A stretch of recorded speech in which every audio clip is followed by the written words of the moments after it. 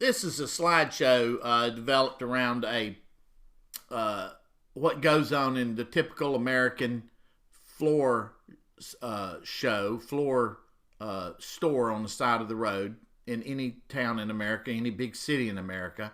And I hope that these slides here do not give away which store this is, because that is not the point of this video, is not to disparage any one particular company. These are typically mom and pop owned. But the thought that comes to my mind when I watch these is Elvis Presley singing "Caught in a Trap" and can't get out. These people have gotten caught into buying into multiple brands of manufacturers, even though, 5 different carpet companies, 5 different hard surface ceramic tile companies, 5 different luxury vinyl plank companies. And they wind up, years ago when things were good, they got into the deal about owning bigger storage facilities. I mean, look at all that carpet.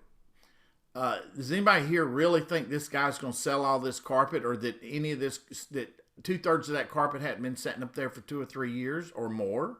The turns, I think is how they call it. I'm just, honestly, I feel sorry for these people. They buy bigger and bigger, or rent bigger and bigger facilities, because they feel like they need to be more of an, have an impact in the business. But when I'm, as a customer, I'm looking at this display right here, it confuses me. I don't want to pick a floor that's yesterday's news. I don't want to pick a floor that the new stuff is better than this stuff, and it's changing so quickly. There's just no way. And this is all one store here, folks. Displays. Store owners, answer me this. How much money have you tied up in displays over the past 20 years or the life of your business?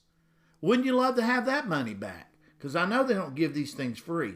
Marketing, I don't even begin to understand how you do the marketing on this anymore. You count on foot traffic, but people, because of COVID or other reasons, have gone online, and then you try to manage all of this. You've got employees. You walk into a store like this, and there's no employees in there because they can't afford to have someone sitting around waiting for people to walk in.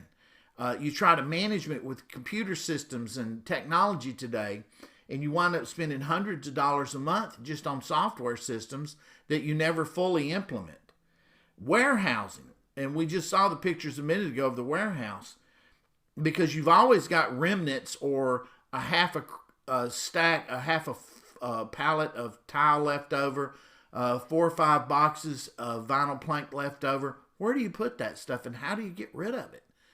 I just don't understand what's going on, how these people are. I don't understand how they're hanging in business. Let me just put it this way.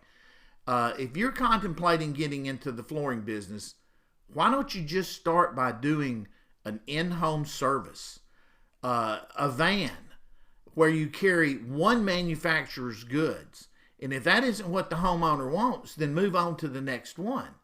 Name another industry for me where they carry, you don't go down, typically you don't go down to the car dealership, they only carry Mazdas. Or you go to a different car dealership to get the Nissans. I've seen some Chrysler, Dodge, Jeeps that are all combined, but then again, it's Chrysler, Dodge, Jeep. And I won't say any more.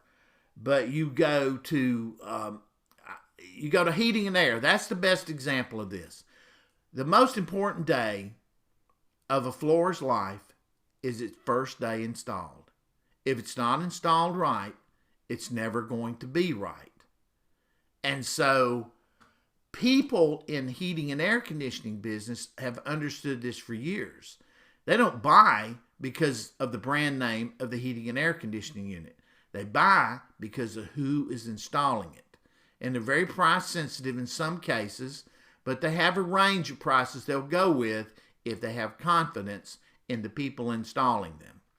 So that's why you see Joe's Heating and Air only carries a particular brand, let's just say Carrier today. And you may come back next year and he's pushing Ream or Rude or some other brand. Now, he can get all the brands, but he gets a better deal if he keeps buying the same one over and over. Marketing-wise, he's able to, where the bigger guys have taken over in the heating and air business, is because they can do the marketing for an entire region much cheaper than a small 1 or 2 truck company can. But the small 1 or 2 truck company still has its place because people feel more comfortable dealing with with family-owned businesses. So anyway, these are just some thoughts. I'd like to get your feedback on this. The comments are open below. How do people get out of the trap that they're caught in if they own a flooring store?